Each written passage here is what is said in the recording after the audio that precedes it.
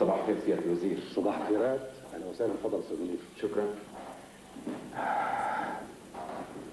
الحمد لله على السلامة. الله يسلمك يا سيدي. كيف كانت سفرة الوفد لبرطاسيا؟ الجو جميل جدا، رائع. يعني بصراحة كنا بنشكيكم استاذ، بلا تغيب عن الشمس. بكفي ارتداد اللون لخدودنا المبعجرة وحناكنا المزفقة. وانفتحت قابلية الوفد وعلى أكل وشرب وكرع. ايوه. هلا هذا هو تقرير السفرة تبعك؟ لا العفو سيادة الوزير، يعني هي معلومات على هامش التقرير. شوف استاذ منير، نحن اخترناك كي ترأس وفدنا لجزر برطاسيا باعتبارك المدير العام ودرجتك الوظيفية بتسمح لك برئاسة هيك وفد، مظبوط؟ مظبوط استاذ. حسب التقرير اللي قدامي انت صرحت تصريح خاطئ ومغلوط بقاعة الشرف بمطار برطاسيا لمندوب جريدة الفاربيان. عفوا سيدي، يعني وين وجه الغلط؟ صرحت لمندوب الفاربيان حول سؤال اقتصادي بأن استخراج الذهب والفوسفات والمنغنيز من أراضينا العربية يتعلق بقرار سياسي، صحيح؟ صحيح أستاذ، وبتقريري الشخصي أنه نحن لما... هالتصريح خالي وعاري عن الصحة. وإذا كان على فرض صحيح فمو من صلاحياتك أبدا أنك تصرح هيك تصريح فج. بصراحة انحرجت. كان لازم تعتذر عن إجابة أو تتملص منها. سيادة الوزير، أنا توخيت الوضوح وتصورت أنه الوضوح بهيك مسائل محمود. يا أخي التصريح سبب لنا إحراجات وتساؤلات من شأنه أنه تضر باستراتيجية التوجه الخاص بسياستنا الاقتصادية. لكن بتذكر سيادة الوزير أنه بأحد اجتماعاتنا اتفقنا على أنه إعلان. ما كل ما يعلم يقال يا أخي. الاجتماعات تعقد وما يدور فيها يحتاج إلى نسخة معلنة ومعممة. لكن بظن بعدين انت صرحت تصريح بانه بلاد العربيه والشرق الاوسطيه عموما بانه هي اقل البلدان تضررا بحوادث السير، وبالنسبه تكاد تكون معدومه. صحيح، وهالنقطة بالذات كنت بدي اذكر لكم اياها سيادة الوزير، لاني كنت حريص جدا على اعطاء صورة مشرقة لبلدي. الصورة المشرقة يجب ان تحاكي الواقع الملموس. انت بتعرف يا استاذ منير انه نحن عم نعاني من تزايد ضحايا حوادث المرور، ولا ما بتعرف؟ انا بحكم وظيفتي نحن من البلاد الاولى في العالم بارتفاع نسبة ضحايا السير. احترت استاذ، يعني نعلن هالشي على الملأ؟ مو مسألة نعلن ولا ما نعلن، المسألة بدها سياسة في الإجابة. ما بعرف استاذ، احترت. يعني انا ظنيت انه اذا اخفينا نحن عن الاعلام... لا يا اخي، لا تخفي عن الاعلام يا استاذ. مو شطارة انك تخفي، العالم ما لهم اغبياء. واذا كانت ضحايا او حوادث السير عنا كثيرة فمو معناتها الشيء انه الحق الحكومة. طيب الحق على مين بتصوركم استاذ؟ المواطن هو الاساس. الحكومة ما بتقدر تحط شرطي جنب كل سائق حتى ينبهه بلزوم تخفيف السرعة. الحكومة بتشير لهالشيء وبتعاقب المخالف. ما عاد تفهم استاذ، يعني احترت. يعني بنعمل مثل ما بدنا تنقهروا، بنعمل مثل ما بدكم يعني تنزعجوا. ما تفهم. عفوا استاذ منير، عفوا. يعني لو كنت بتفهم ما كنت وقعت بالخطأ القاتل يلي ارتكبته بسفرتك لبرطاسيا. لو كنت بفهم يا اخي نحن بعثنا مع الوفد لبرطاسيا الصديقة حسب بروتوكول التعاون بيناتنا، بعثنا بطاطا وشعير وذرة. امتى حضرتك جبت لنا من عندهم ريش بط وقصب مامبو ومطاط؟ شو بدنا بها السلعة السخيفة هي؟ يعني عفوا سيادة الوزير، قلت لحالي هالمادة مادة استهلاكية بحتة، يعني بنحشي بريش البط فرشات ومخدات المواطنين حتى يرتاح راسهم. معلش يا استاذ منير، تفضل تحت بيتك وخليك تحت تصرف الوزير الخاص. حاضر. يعطيك العافية.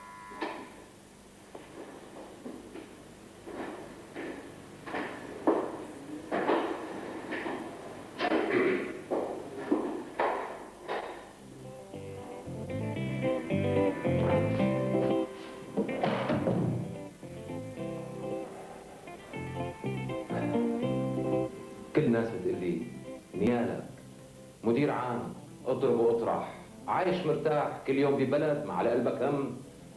بس الحقيقة انت اللي نيالك يا سيادة الوزير تصدر اوامر وعايش مرتاح وما على قلبك هم. يا ريتني كنت وزير حتى اعيش مثلك وارتاح من المشاكل. يا اهلا وسهلا ومرحبا. ان شاء الله قضية اخواني محلولة. يا بشير. حاضر سيدي. وصلنا بالمرسيدس. يا اهلا وسهلا. ميت مرحبا. خاطرك. اهلين وسهلين. خاطرك سيدي. اهلين محمود. خاطرك. اهلا وسهلا. ميت يا مرحبا. رب عمرك. اهلين اخويا. مهوني مع السلامة. بس معك شوية عسل بس. رجعوا هم يا بشير.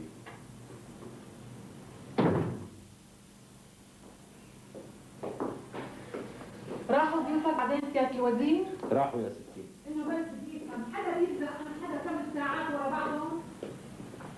هدول جماعة فلاحين من طرف اخوالي بالضيعة. جايين يستشيروني كوزير بشأن استملاك أرض. يا سيدي والنعم، بس طولوا بقعدتهم. طبعا مدعمين عندك من الساعة 5 بعد الظهر. حسيت روحي رح تطلع وانا قاعدة لحالي. اتسلي بالتلفزيون. ما بدي اتسلى بشي. شعلت التلفزيون طلع لي مسلسل محلي انشف من القريص.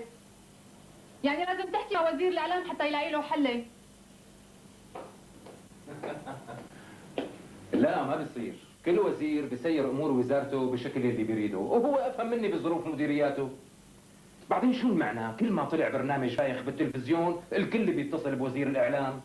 ليش وزارة الاعلام ما بتتصل فينا وبتنتقد خططنا؟ بعدين يعني بدك كل ما كبستي زر التلفزيون يطلع لك عمل متميز؟ مو معقول. في عمل مقبول وفي عمل سخيف وفي عمل رائع.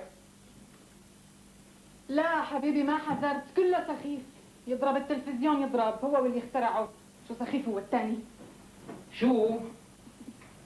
باين عليكي ضايجة تمام. المهم جاهز؟ بداية اخلاقي، تأخرنا على جماعة.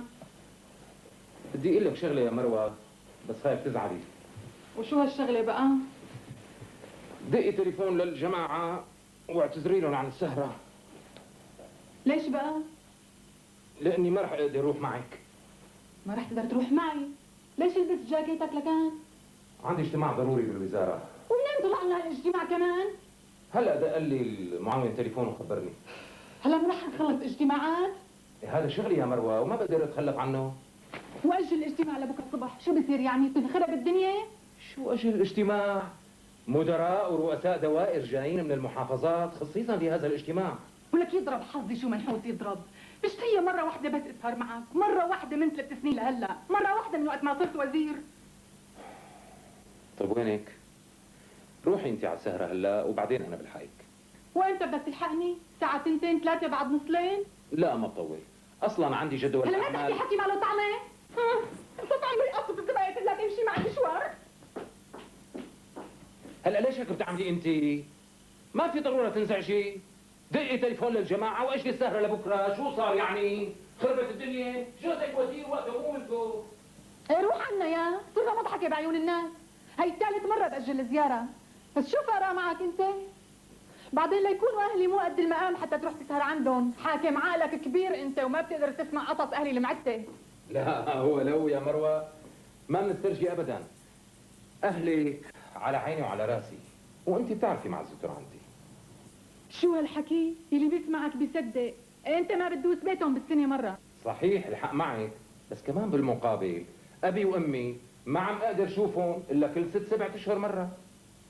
عالضيعة ما عم بقدر اطلع الا كل حين ومين. وليش هيك عم تعمل؟ مو بايدي يا مروة، مو بايدي. اعباء الوزارة والشغل اخذين كل وقتي. خايفة هالوزارة واعبائها ياخذوا السعادة مني وانا مالي دريانة. طيب هلا شو اللي مضايقك يا مروة؟ يعني ما بدنا نحكي حكي من فوق الاساطير؟ خلينا نحكي بالموزون. انا ما عم بمنعك من شيء.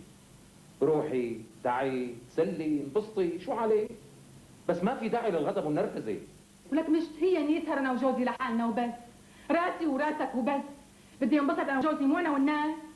اذا نحن نتعشى مع وفد، واذا بدنا نتغدى بالبيت نتغدى مع لجنه، واذا بدنا نفطر بنفطر مع اهل الضيعه، واخرتها ولح يا مروه، عزايم ولايم وسفر، الله الوكيل بيتنا ما يفضى، عم حس حالي غريبه ببيتي يا رجل، ما عم بقدر احس حالي مثل بقيه البشر ابدا.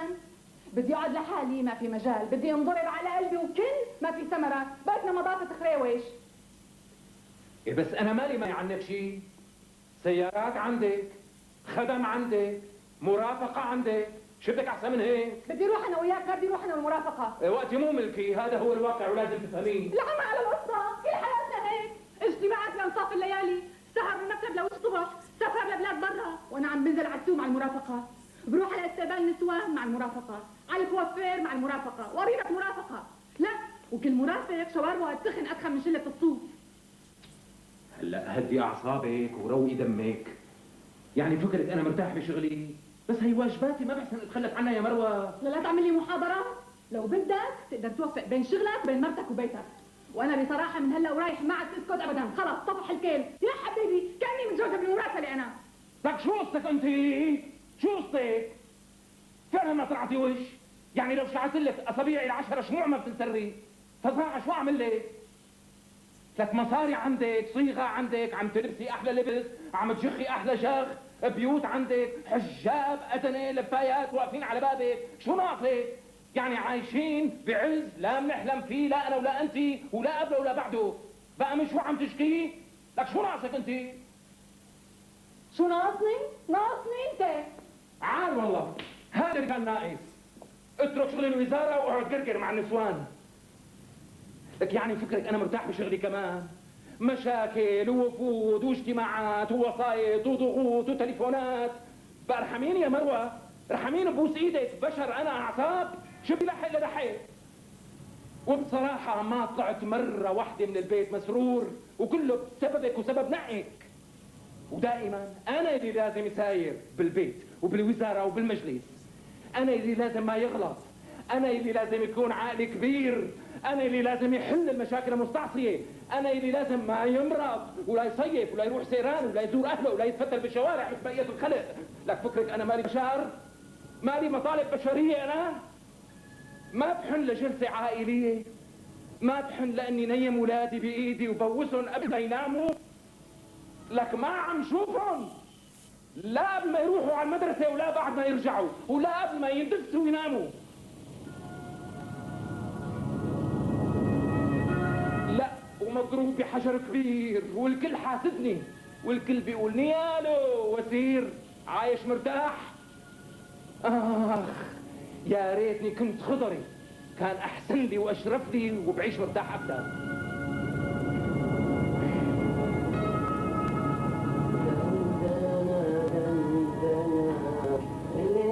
حبيبي ولا لا ما تحمل البيت فنجان، يخرب بيتك شو كبيرة. لا انت حبيبي ولا لا لا لا لا قبلك حبيبي ولا بعدك حبيبي. يلا يا سالم فوق السحارة لشوف. ام فواز خدي لنا طريق.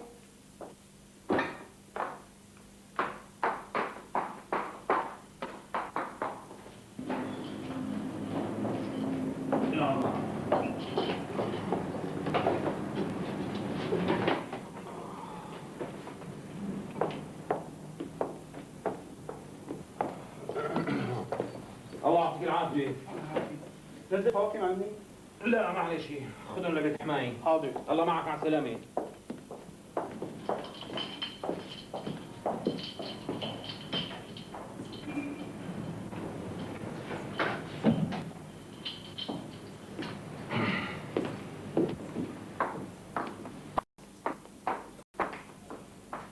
لك شو هالسحاحيل هي؟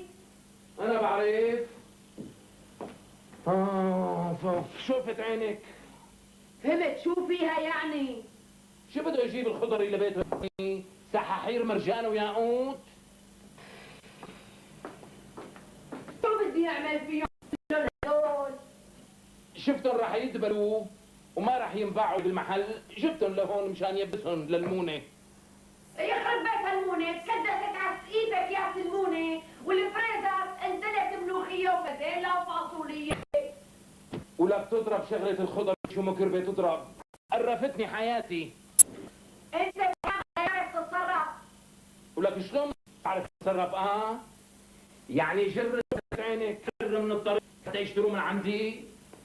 يوم بنفق 200 كيلو باذنجان ويوم ما بيروح عنده لا 25 كيلو، شو ساوي بقى؟ ليش مو بنسوق انت؟ ابن سوق؟ لكن ابن شو؟ صدقيني مليت من هون عم يجعني رايح من وكل يوم عم يزيد عندي سقط اكثر من لا شو بيقولوا لك؟ عمر ابو فواز بنايه من ورا دكان خضره تبعه. فعلا انت محسود، والبنايه اللي عمرناها طلع اساسها عاطل وبدها مليون. يعني امي مثلا بيقول لي عمري اشتري يبقى 200 باذنجان ويمكن يعرفوا انه الخبا يلي عم نشتريها تترجع وعمرها يوم يومين بالكثير، واذا زادت بدها ترحش قدام عيوننا وتعتقنا ونحها تطلع. بس كمان مو معقوله كل يومين تجيب لي صحاحير مفزوعه على البيت. لك الي فوحت بنايه فعلا انت واذا كبيون العنيون طعمهم للحمير. شو الحكي اللي عم تحكيه انت؟ رح تعمل لي مثل تجاره المجذوب على اهل بيتك؟ مليت يا ام فواز مليت. ما عادت مصلحتنا مصلحه، كل ما لا لوان يلي عم نشتريها مثلا جاء يوم شيء كثير واذا زاد رجعت رحش ليش بقى؟ العالم بس كمان مو معقوله كل يومين تجيب لي صحاحير